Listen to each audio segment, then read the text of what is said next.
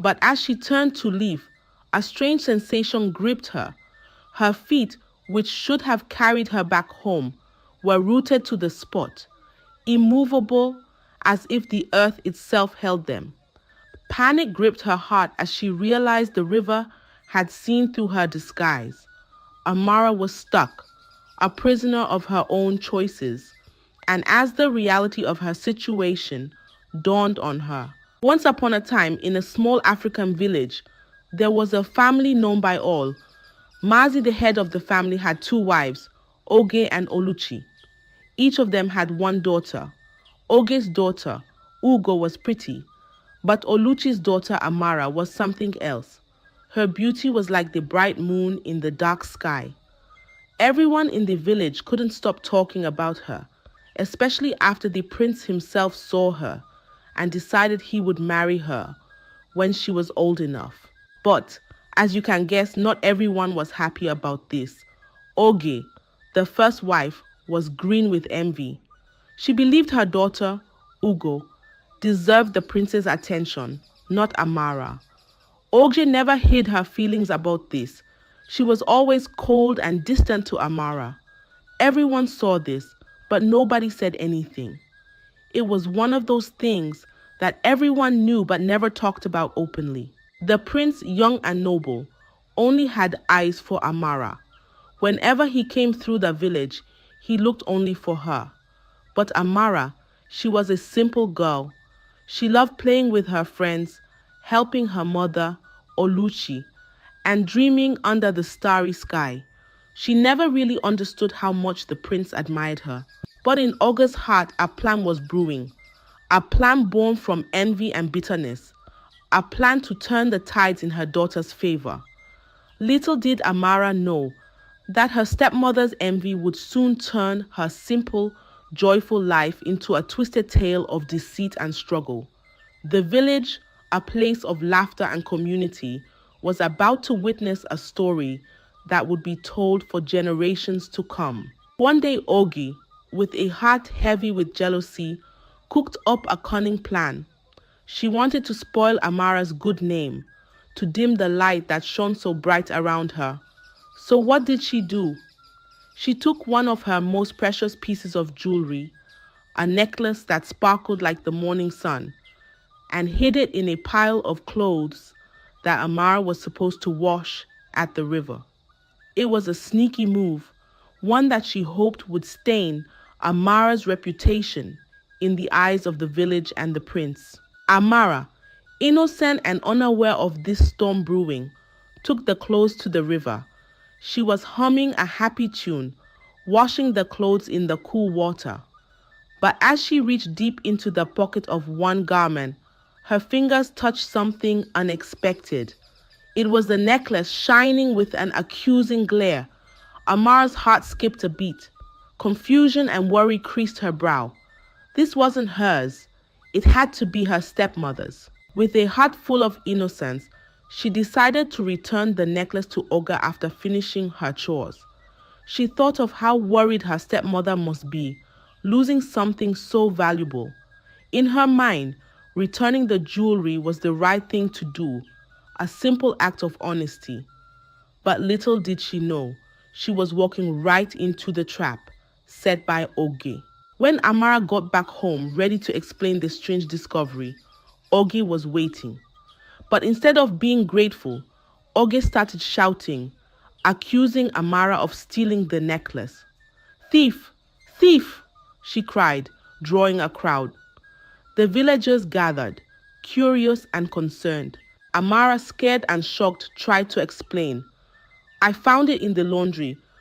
I didn't steal it," she said. But Oge kept weaving her tale of deceit, painting Amara as a cunning thief. Just when things looked really bad for Amara, her mother, Oluchi, stepped in. She had been watching the whole scene unfold from her window. With a calm and steady voice, she revealed the truth. "I saw Oge hide the necklace in the laundry," she declared, her eyes never leaving Oji's. The crowd murmured, the tide of opinion shifting. Then from the gathering, voices of support rose for Amara. Villagers who were at the river when Amara found the necklace spoke up. "She's telling the truth," one said. "We saw her find it in the clothes," another added. The truth was clear as day, and the crowd's murmur turned into a chorus of disapproval against Ogi. Caught in her own web of lies, Olga tried to deny it, but it was no use. Amara's innocence was proven, and the villagers embraced her reputation untarnished. The incident left a deep mark on the village. Trust was broken, and the bond between the two families strained. But for Amara, it was a moment of vindication. She had faced an unjust accusation and emerged with her integrity intact. However, the ordeal was far from over. Olga's heart had turned even darker with her plan foiled, and she began to plot an even more sinister scheme. The village, once a place of harmony, had now become a stage for a bitter rivalry, with Amara unknowingly at its center. Now, in this village, every year, there was a festival that brought everyone together. It was a time of joy, of dancing, of forgetting one's troubles under the moonlit sky. But there was one rule during this festival that everyone, young and old, knew well. On the first day of the festival, no girl was to visit the river. It was taboo, a rule set by the ancestors, and it was believed that breaking it would bring bad luck or worse. As the festival drew near, the village buzzed with excitement. Decorations were hung, drums were readied, and stories of the past festivals were shared. But in Olga's heart, there was no excitement, only a burning desire for revenge. She saw an opportunity in this festival, a chance to harm Amara and get her out of the way. The night before the festival, when the air was thick with anticipation, Olga hatched her plan. She called Amara, her voice sweet as honey, a stark contrast to her usual tone. "Amara dear," she said, "I need you to go to the river tomorrow morning. I need fresh water for the festival." Amara's eyes widened in disbelief. "But stepmother, tomorrow is the first day of the festival. It's forbidden for me to go to the river," she protested. Olga insisted, her words laced with false concern. "It's just a silly old tradition. Nothing will happen. And if you don't go, I'll make sure your life here becomes unbearable." Amara, trapped between a rock and a hard place, felt a heavy weight in her heart. She knew the consequences of breaking the taboo, yet she feared defying her stepmother. That night, Amara couldn't sleep. She tossed and turned, her mind racing with fear and worry.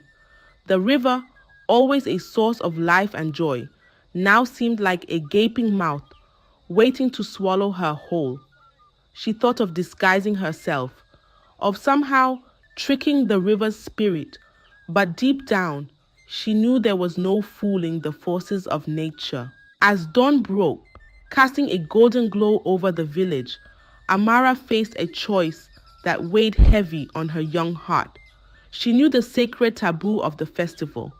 No girl was to step near the river on the first day of the 7 days. It was a rule as old as the hills that circled the village, respected and followed by all. But her stepmother Ogo, with eyes clouded by malice, had given her an ultimatum that filled her with dread. Amara had initially stood her ground, refusing to go against the traditions of her people. "I cannot go, stepmother. It's forbidden," she had said, her voice quivering but firm. But Ogi was unyielding, her threats veiled but clear. "If you don't go, you'll regret it," Olga hissed, her words like the sting of a scorpion.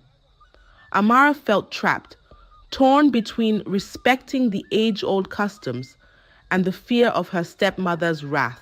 As the village stirred to life, unaware of the turmoil in Amara's heart, she made a desperate decision. If she had to go to the river, she would do so not as a girl, but as a boy.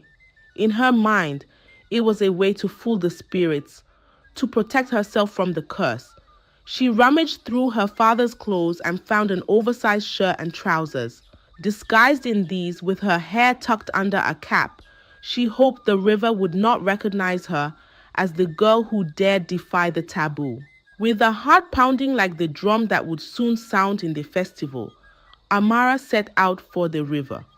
The path, usually familiar and comforting, now seemed ominous, each step heavy with the weight of her decision. The chirping of the birds and the rustling of the leaves sounded like whispered warnings. As she reached the river, the normally welcoming waters looked back at her with a cold, unforgiving gaze. She hesitated for a moment, looking at her reflection in the water. A girl disguised as a boy, caught between fear and duty. With a deep breath, she filled her pot with water, every moment feeling like an eternity. But as she turned to leave, a strange sensation gripped her. Her feet, which should have carried her back home, were rooted to the spot, immovable as if the earth itself held them. Panic gripped her heart as she realized the river had seen through her disguise. Amara was stuck, a prisoner of her own choices, and as the reality of her situation dawned on her, a single, desperate cry for help escaped her lips, echoing across the stillness of the river. The morning sun rose higher, casting its warm glow over the village, but for Amara, trapped by the river, the light brought no comfort. Despite her clever disguise, the river had seen through her. Its ancient spirit, as old as the land itself, recognized her as a girl who dared to break the sacred taboo. Her feet, like they were bound to the earth by invisible chains, refused to move. Fear and despair welled up inside her as she realized the gravity of her predicament. Word of Amara's plight spread through the village like wildfire. Men who were allowed by tradition to visit the river during the festival found her there, stuck and helpless. They tried to free her, but it was as if the river itself held her in place. Whispers and murmurs ran through the crowd that gathered. "The river has caught her," they said, a mix of pity and fear in their voices. Audrey, upon hearing the news, rushed to the scene, pretending to be concerned, secretly rejoiced, thinking her plan had succeeded. She had wanted to bring Amara down, to remove her from the prince's affection, and now fate had played into her hands. To the villagers, she appeared as a concerned stepmother, wringing her hands, her voice trembling with fear for her stepdaughter. But inside, she rejoiced, believing her wicked plan had succeeded. As the day turned to evening, and the evening into night, Amara remained stuck. The villagers returned to their homes, their hearts heavy with the strange turn of events. The festival, usually a time of joy and celebration, was now overshadowed by the misfortune that had befallen the young girl. Amara, left alone by the river, felt the weight of loneliness and despair. The gentle sound of the flowing water, which had always been a source of peace, now seemed to mock her. The night brought no relief, only the cold embrace of the river's curse. She closed her eyes, wishing for a miracle, for someone to break the spell that held her captive.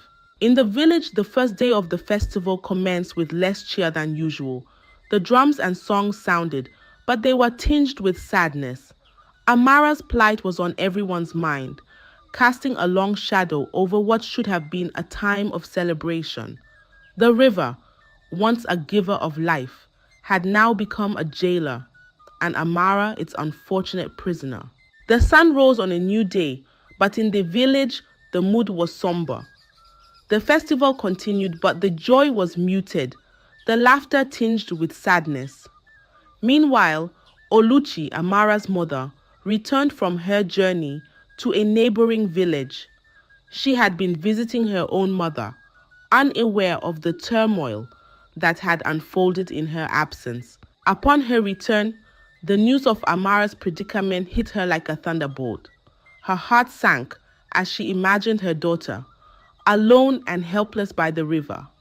Wasting no time, she hurried to Amara, her feet moving swiftly with a mother's desperate concern. Arriving at the river, Oluchi's eyes filled with tears at the sight of her daughter, stuck and forlorn. Amara looked up, her face lighting up at the sight of her mother. Oluchi approached, her heart aching with love and worry. "My child," she whispered, her voice choked with emotion. Oluchi knew she had to act. She couldn't remove the curse, but she could make her daughter's ordeal more bearable. She sought out the village carpenter, a kind-hearted man who was moved by Amara's plight. Together, they built a small shelter by the river, right where Amara was stuck. It wasn't much, but it was a refuge, a place where Amara could find some respite from the sun and the cold night air. Oluchi then established a daily routine. Every morning, as the sun rose, she would visit Amara, bringing her food and comfort. She would sit with her, talk to her, and keep her company, trying to bring a semblance of normalcy to the surreal situation. The villagers watched and whispered, admiring Oluchi's dedication. In the face of adversity, her love for her daughter shone like a beacon.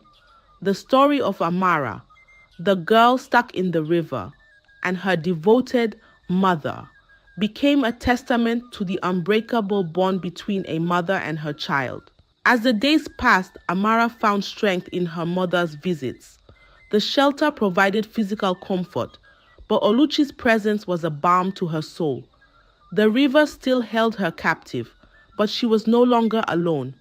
In her mother's eyes, she found hope, a reminder that even in the darkest of times, love remains a powerful force, unwavering and true. As the days melded into each other, Amara's plight continued, but her mother's visits were a constant source of comfort. Oluchi, ever so thoughtful, realized the need for a secret code. The village was abuzz with the tale of the girl stuck by the river, and curious visitors often approached the shelter, some with good intentions, others merely to gawk. To ensure Amara's safety and peace of mind, they needed a way to communicate, a sign that it was indeed her mother at the door. So Oluchi devised a simple but effective code. Before knocking, she would sing a little melody, a lullaby she used to sing to Amara when she was a baby. It was a tune known only to them, a melody that carried memories of safer, happier times. And it goes like this. "My dear daughter, I am the one your mother.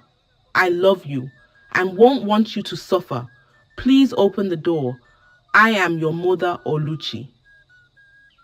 "When you hear this song, my dear, you'll know it's me," Oluchi told Amara, her eyes glistening with unshed tears. Every morning, as the first rays of the sun broke through the sky, Oluchi would approach the shelter, humming the melody softly.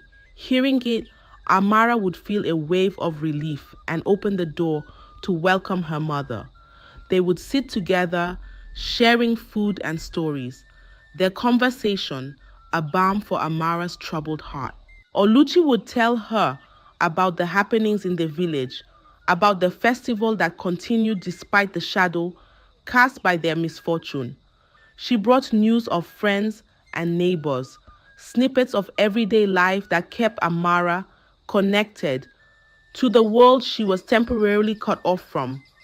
In return, Amara shared her thoughts and fears, finding solace in her mother's wise words and gentle reassurance. Their daily meetings were brief but precious. They laughed and cried, holding on to each other, their bond strengthened in the face of adversity. Oluchi's unwavering support was a testament to a mother's love, a force so strong it could weather any storm. As the days turned into a week, the villagers' awe at Oluchi's dedication grew. Her daily pilgrimage to the river, her unwavering spirit, became a symbol of hope and resilience. In their little shelter by the river, mother and daughter held on to each other, their love a beacon of light in the darkest of times. While the bond between Amara and her mother grew stronger with each passing day, Olga's heart grew darker with envy and spite. She watched from a distance, her mind twisted by jealousy, as the village praised Oluchi for her devotion. In her warped view, every accolade Oluchi received was a slight against her, a reminder of her own failure to bring down Amara. Oja's bitterness knew no bounds, and she began to concoct a more sinister plan, one born from the depths of her malice. She started watching Oluchi's visits to the river, hiding behind the trees, her eyes narrowed with ill intent. It didn't take long for her to notice the pattern. The little melody Oluchi hummed before each visit, a wicked idea took root in her mind. On the final day of the festival, when the air was filled with a mix of exhaustion and relief, Olga decided to strike. The village was distracted, caught up in the closing ceremonies of the festival. It was the perfect time for her to act. She slipped away unnoticed, her heart pounding with a mix of fear and excitement. As she approached the shelter by the river, she mimicked the melody Oluchi used, her voice a crude imitation of the gentle tune. "My dear daughter, I am the one your mother. I love you and won't want you to suffer. Please, open the door. I am your mother Oluchi." Inside the shelter, Amara, hearing the familiar melody, felt a surge of joy. She stretched to open the door, expecting to see her mother's loving face. But to her horror, it was Oge who stood there, with a malicious grin and a knife in her hand. Before the door could be shut, Oge, blinded by her rage, struck with the knife. But to her surprise, it wasn't Amara who opened the door. It was Ugo, Oge's own daughter. Kind-hearted Ugo, unaware of her mother's wicked schemes, had spent the night with Amara to keep her company. In a tragic case of mistaken identity, Olga, blinded by her rage and jealousy, didn't realize her mistake until it was too late. The knife, intended for Amara, found its mark in Ugo, her own daughter. A cry of horror escaped Amara's lips as Ugo collapsed, the severity of the moment dawning on everyone. The commotion attracted the villagers, including the prince and the king, who rushed to the scene. They found a distraught Oluchi, a grievously wounded Ugo, and a shocked Amara, still stuck in place by the river's curse. Oge, realizing her terrible mistake, broke down, her facade crumbling away to reveal the twisted depths of her jealousy. In front of the gathered crowd, Oge confessed everything. She spoke of the prophecy made at Amara's birth by an herbalist who claimed that Amara was destined to be a queen, a fate that would overshadow her own daughter. Driven by a desire to secure her daughter's future, Olga had let jealousy and fear consume her, leading her down a dark path that ended in her own daughter's blood. The revelation sent waves of shock and anger through the village. The king, a just and fair ruler, decreed that Oge be banished from the land, never to return. Her actions had not only harmed her stepdaughter, but had now tragically wounded her own child. As for Amara, the river's curse lifted on the seventh day, as prophesied. She stepped free, not just from the physical bonds, but also from the shadow of Oge's hatred. The prince, who had been a silent witness to the entire ordeal, stepped forward. With the king's blessing, he reaffirmed his intention to marry Amara, recognizing her strength, resilience, and the purity of her heart. The story of Amara, the girl stuck in the river, became a tale of triumph over adversity, of truth prevailing over deception. It was a tale that would be told for generations, a reminder of the dangers of jealousy and the power of love and righteousness. In the end, justice was served, and Amara's life, once overshadowed by her stepmother's schemes, was now lit with the promise of happiness and honor. I hope you enjoyed the tale. If so, please like the video, subscribe to the channel, and turn on the notification bell so that you won't miss out on the next one. Goodbye.